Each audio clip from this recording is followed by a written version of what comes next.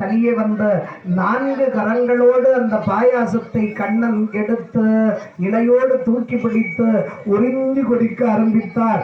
4 கர காட்சியை விதராழ்வார் கண்டு மெய்மறந்து கண்ணா கண்ணா என்று பணிந்தார். ஸ்ரீமத் ராதாரமண கோவிந்தா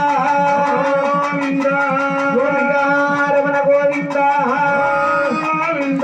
லட்சுமி நரசிம்ம வரத கோவிந்தா.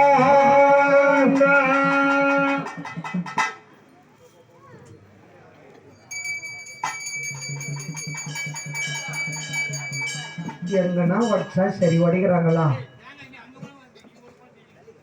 கண்ணனுக்கு இன்னும் அங்க கண்ணு தரக்கல போல.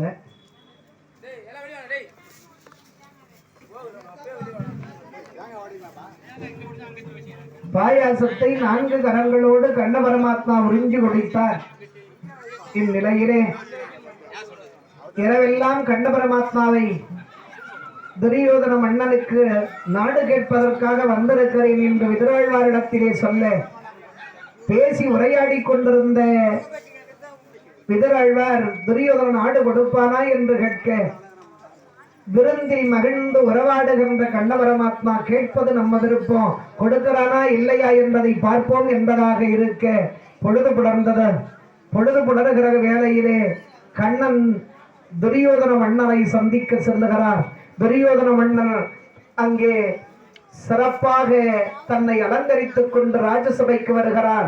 ராஜசபையிலே யாரெல்லாம் குழுமியிருக்கிறார்கள்? ஜோதி பாண்டன திமைந்தனும் பழைய சுருத்தியால் உயர்ந்தனும் ஆத்தியாக உயரினும் வியப்புறடுத்த மன்னவரநேகரும்